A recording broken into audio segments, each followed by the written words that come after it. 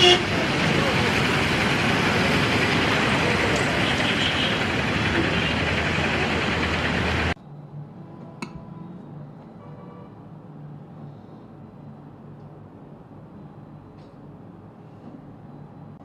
లేదు బా, అంత హ్యాపీ.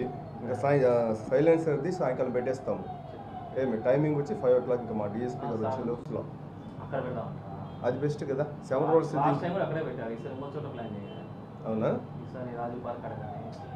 అంటే అక్కడ ప్రజలు ఎక్కువ ఉంటారు కదా, ఇక్కడ కొద్దిగా ట్రాఫిక్ జామ్ అవుతుందనేమో.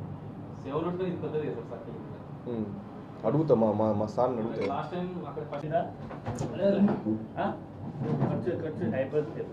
మీరు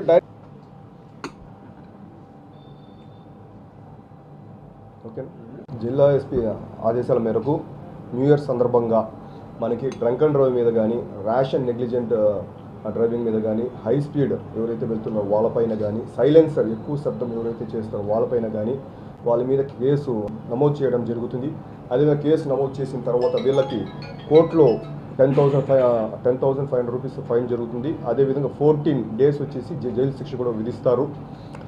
ఇవే కాకుండా మైనర్ డ్రైవింగ్ ఎవరైతే చేస్తారో వాళ్ళ తల్లిదండ్రులకు నా యొక్క సూచన ఏమంటే మ్యాక్సిమం వాళ్ళకి ఇవ్వదు. ఒకవేళ ఎవరన్నా మీ పిల్లలకు కానీ మీరు బైక్ ఇస్తే మీ పైన కానీ పిల్లలు ఎవరైతే ఉన్నారో వాళ్ళపైన కానీ కేసు రిజిస్టర్ చేస్తాము.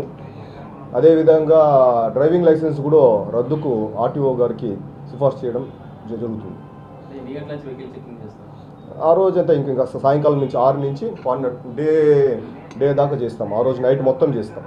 మేము లా అండ్ ఆర్డర్ వాళ్ళు అందరూ చేస్తాం. రేసింగ్ కూడా ఎక్కడెక్కడైతే రేసింగ్ ఉంటుందో అక్కడ మేము స్టాపర్స్ ఏర్పాటు చేస్తాం. స్పీడ్ని కంట్రోల్ చేయడానికి స్టాపర్స్ కూడా ఏర్పాటు చేసినాము. మేము స్పెషల్ పార్టీ వాళ్ళు, తర్వాత లా అండ్ ఆర్డర్ సిబ్బంది అందరూ వచ్చేసి ఆ రోజు నైట్ మొత్తము వెహికల్ చెకింగ్ ఉంటుంది. ఎవరన్నా చట్టాన్ని అతిక్రమించి చేసినారంటే వాళ్ళపైన కఠినంగా చర్య తీసుకునేసి వెహికల్ సీజ్ చేస్తున్నాము. కఠినంగా వాళ్ళ మీద తర్వాత జైలు శిక్ష కూడా నీకు ఎక్కువగా పడేట్టుగా మేము మేజిస్ట్రేట్ గారికి కూడా సిఫార్సు చేస్తాం.